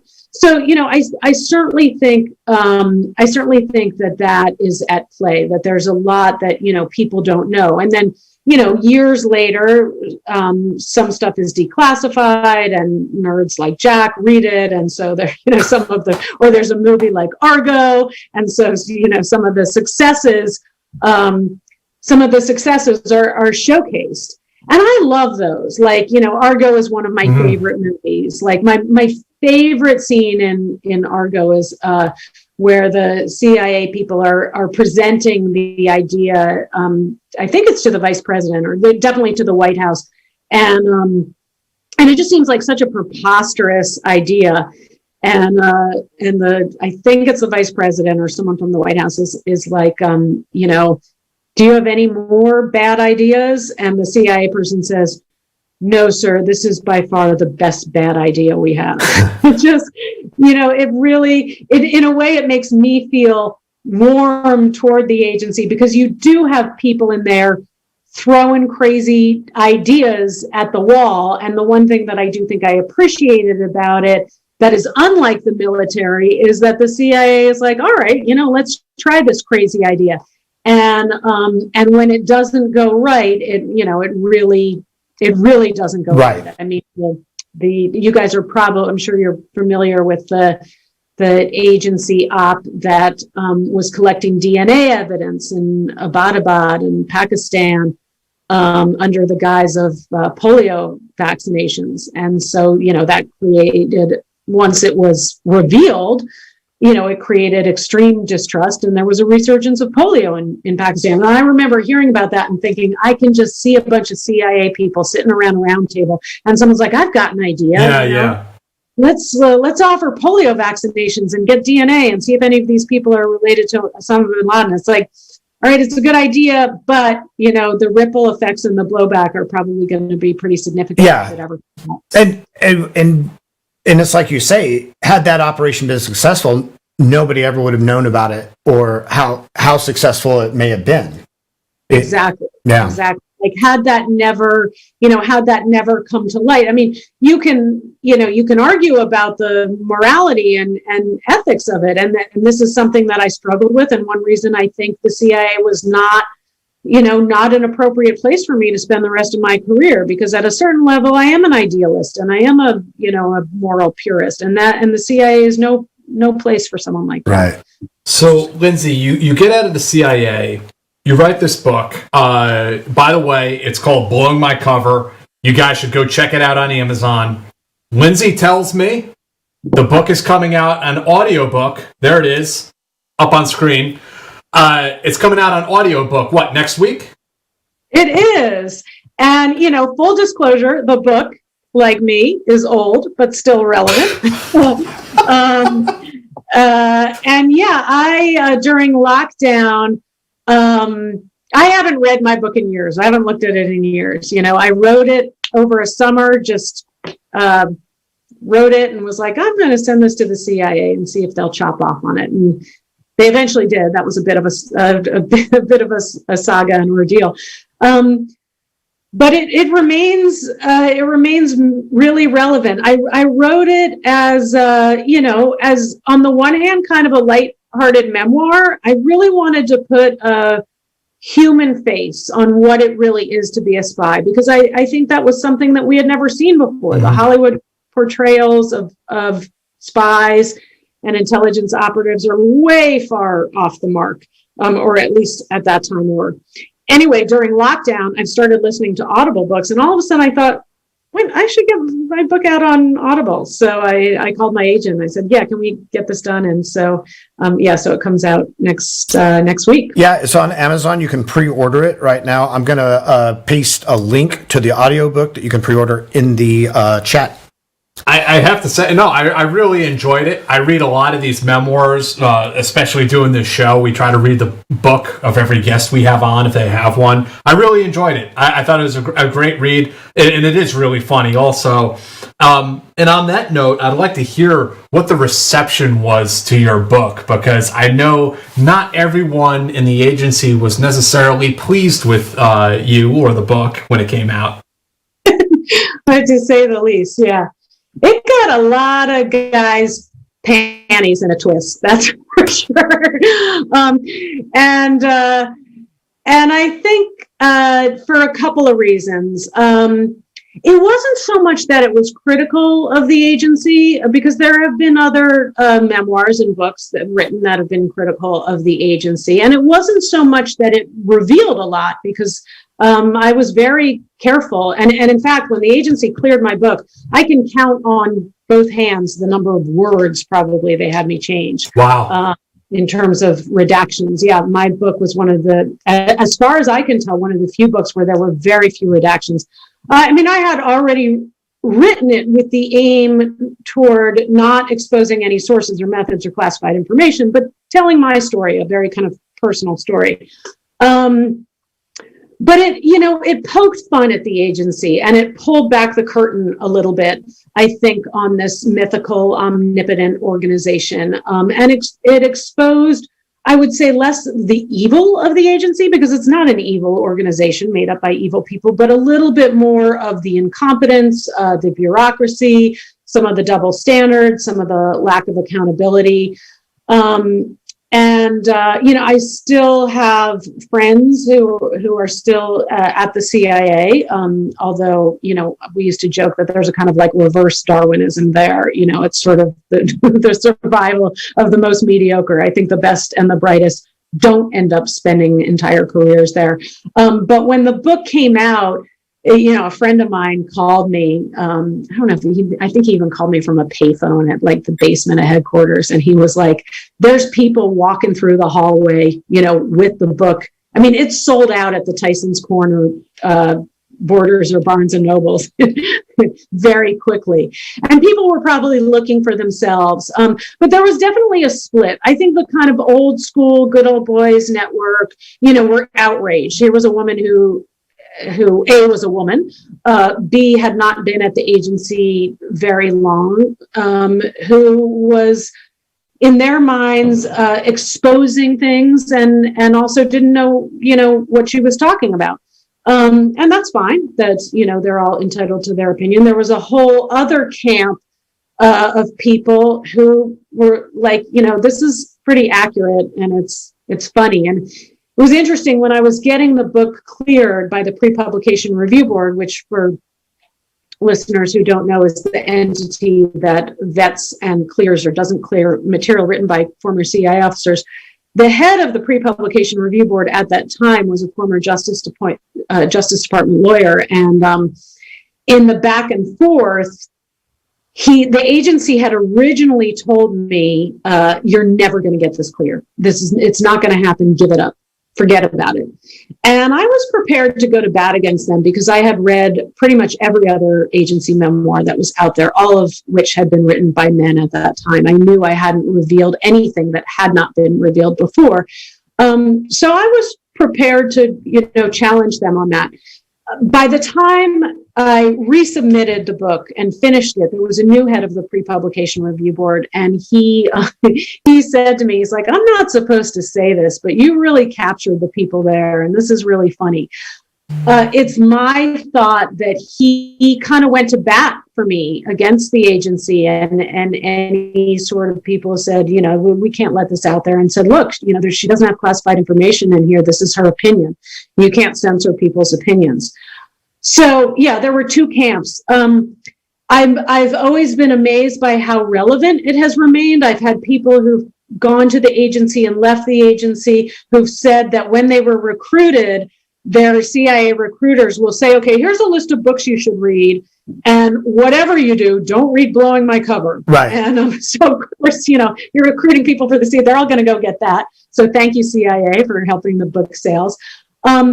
And everybody I know who's read it, who's ended up at the CIA, has said the same thing. And it's the same thing with me. If I had read a book like mine before I joined the agency, I would have joined the agency anyway. Right. Clandestine service attracts people who have minds of their own, and they're going to do what they want anyway. But the book has certainly stood the test of time, and I still have particularly women who leave the CIA and tell me that they read my book before joining, they joined anyway, And then as they made that decision to get out, they kind of looked at my book as like the shining light that gave them hope. Yeah. Folks, if you have questions for Lindsay, please get them in. We have one here for you, a viewer question. Jim G, he asks, does she think that anyone who knows... Oh, I'm sorry, I lost it. Does she think that anyone who knows may let future historians know why we really invaded Iraq in 2003? Kind of answered that, but do you have anything to add to that?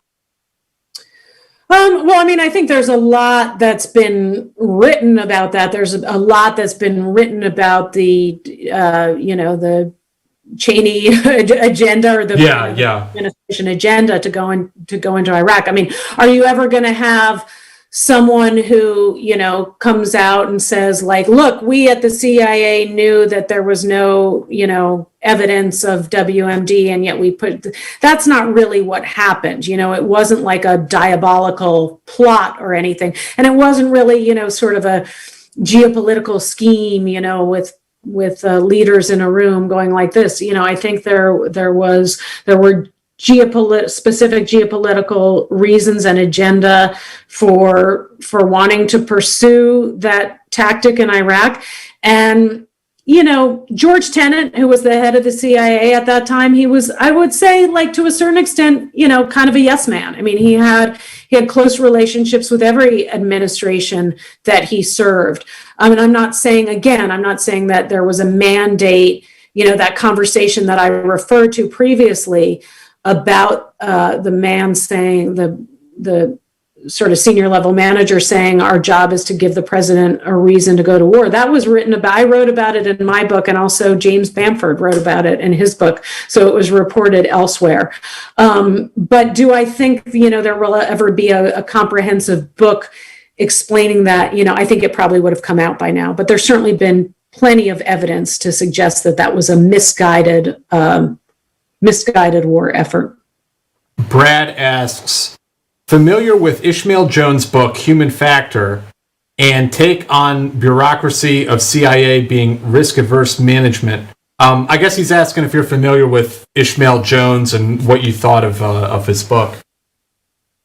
I am familiar with him. Yeah, I know him. We've met on more than one occasion. And kind of funny story, he sent me his book in galley form, I think, years ago before it was published, and asked me to read it and write a blurb about it for the book. And I did, and I thought it was funny, I thought it was well written. And I was like, here's someone who, spent a lot longer career at the agency, who was saying a lot of the same stuff, not politically. I think he and I probably have, sort of different political bents, but, really poking fun at and criticizing the bureaucracy of the agency. I wrote him a great blurb for the book. And then I said, geez, how'd you get that clear? I'm really, really surprised that you were able to get that cleared. Turns out he had not.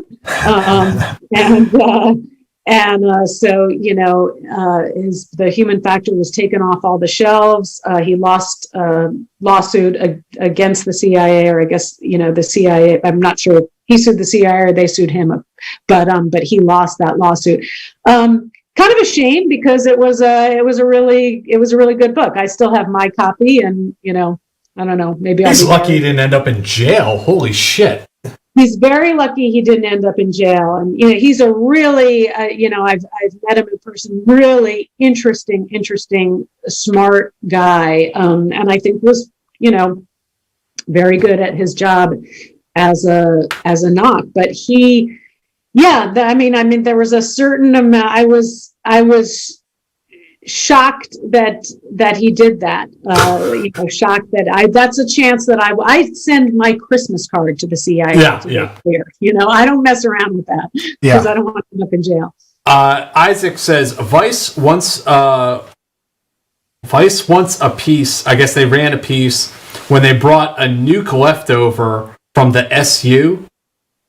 Do you have a guess of much material or unaccounted for waste is on the black market? That's a little bit confusing. About the Soviet Union? Soviet Union. I guess he's asking a question if you know about a lot of unaccounted for fissile material from the former Soviet Union that's floating around out there. I think on the black market. I believe that's what he's asking. I don't. Full disclosure. I mean, I'm sure there is. Again, I referred, previously to, when and this is related, but it doesn't answer the question, but somewhat related, that we've given training and weapons in the past to various different groups, and then, ended up years later running around trying to buy back our material and our weapons. But yeah, in terms of that kind of, that's not my area of expertise. So I don't know. When you were in Macedonia and your friend came out, obviously there was violence going on and all the armed people, but were you and your friend, were you relatively safe as Americans? Was most of the violence more of like ethnic cleansing, or, ethnically oriented and not just sort of rampant violence? Yeah. Again, I never felt like my life was in danger. And also, I blended in quite well. I looked like I could be Macedonian. I spoke the language well enough at that time. I didn't generally hang out with other Americans or expats. I had a robust, I think, network of local friends. Hung out with like rock climbers and weren't part of any of that violence.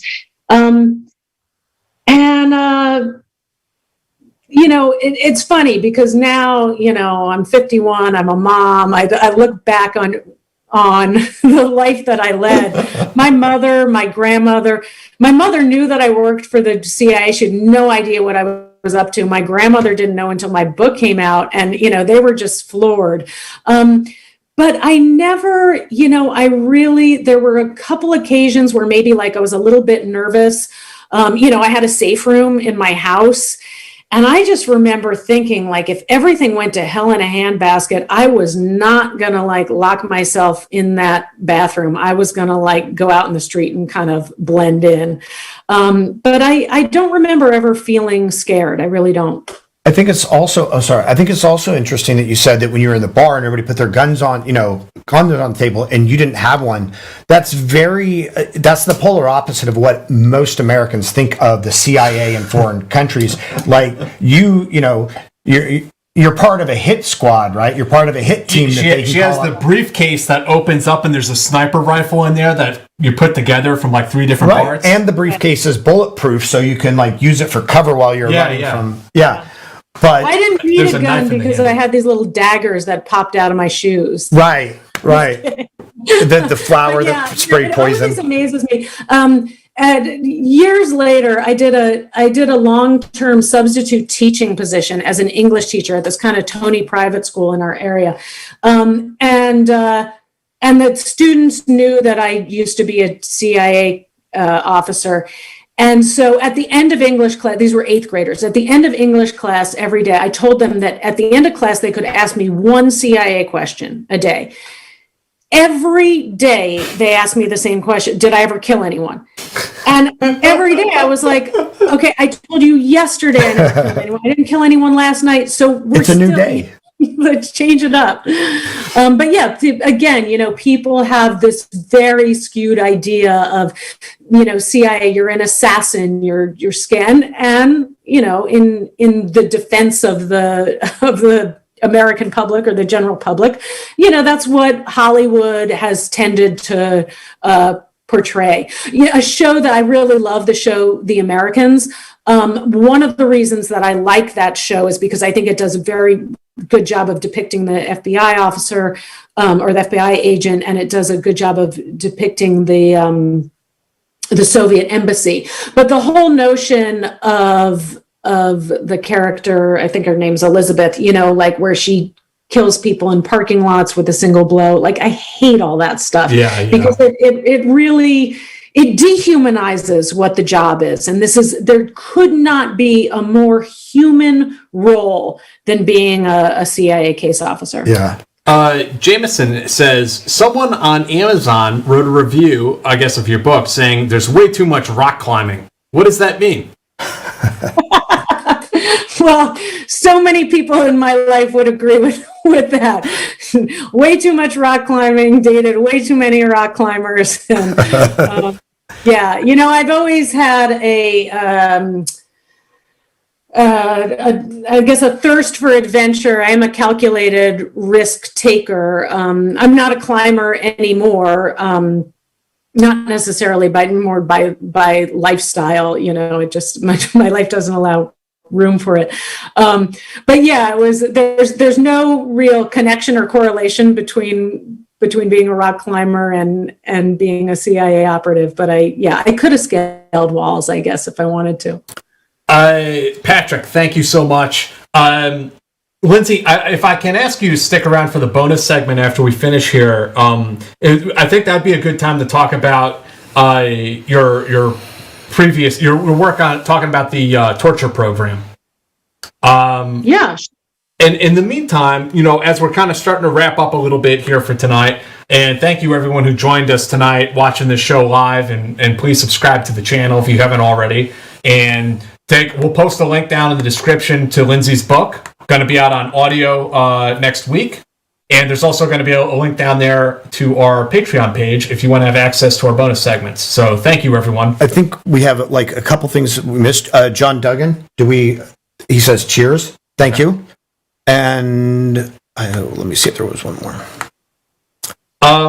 But I wanted to ask you about, your work with the EIA and what you're up to today. Your kind of post-service career, post-CIA career. Yeah, sure. So my undercover days are over for the most part. Yeah, I have two teenage boys who are kind of like foreign agents in a way, much less easily controlled and manipulated. But yeah, I would say as I've evolved philosophically and politically and psychologically, I really wanted to devote the rest of my life to being maybe less of an American and more of a global citizen.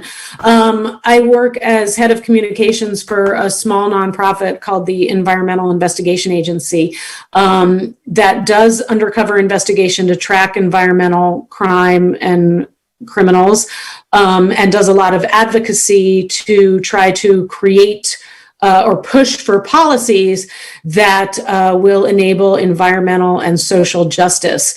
So it's kind of in many ways like a perfect fit for me. Again, I'm the head of communications, so I'm not doing the undercover work, but I feel like I'm bringing a lot of my background, both in investigation and also communications. I've done quite a bit of television work through the years, and public speaking, and bringing that to a cause that I think is probably the most important cause of our time, which is combating climate change and trying to save this planet and making it habitable. And a lot of people I think don't realize how closely aligned climate change and environmental degradation are with national security all over the world. And, hopefully we can combat all of this in a way before it's too late. But you go to any part of the world and you have dwindling resources, dwindling water, dwindling food, the ripple effects of climate change. And those are all of the factors that add to civil unrest, that add to growth of terrorist networks and to wars, to famine, to all of those things that create the atmosphere where there's going to be need for intervention. So in a weird way, it seems like a far off trajectory from where I started, but to me, it seems more like a natural evolution. Do you feel as though you missed your call with piracy? Sometimes I do. Sometimes I look back and I think, what if I had gone to Berkeley Law School? What would I be doing now? I think you wouldn't be on the Team House podcast. That's what you wouldn't be doing. You never know. I mean, I think that The one thing that is that I have not had a traditional career trajectory by any stretch of the imagination, whether it be for a CIA person. You know, a lot of people, other people leave the CIA and they go into government contracting. That's kind of the natural progression. Or we've had people we've had former CIA officers go into politics. My trajectory has not been traditional, but I will say the one thing that I think has been consistent is that personally, like, passion and purpose have always been core to me. And I don't think I'm unique in that way. I think that's very true of a lot of people who join the CIA. You know, very few people or who join the clandestine service. You know, there are some who you know, really think it's just going to be this exciting life of intrigue. But I would say that most of the people I knew were drawn to the career by a sense of patriotism, a sense of wanting to do something good. Mm-hmm. And that's probably why they've all left too.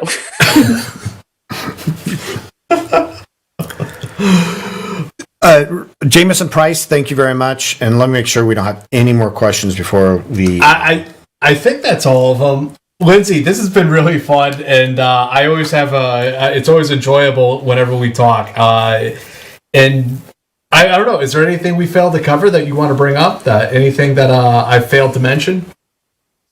I don't think so. No, this has been really fun. Yeah. We really appreciate it. We will post, guys, go to Amazon, check out our book. You can pre-order the audiobook. Audiobook. Yeah. And if you have Audible, you can get it as one of your free books. Next episode 91, next Friday, we're going to have Mike Perry on the show. He is a retired Special Forces officer. This guy's kind of a wild man, had kind of also a non-traditional career trajectory, I guess you could say. So we're excited to have him on the show. We'll be here next Friday, usual time with Mike.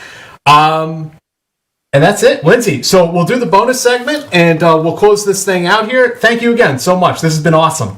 Yeah, no, it's been really fun. I'm going to start to watch now. I'm going to, you should. Circle. You only have about 89 times to catch up. Yeah. 270 hours worth of programming. Mm-hmm. Tell your friends.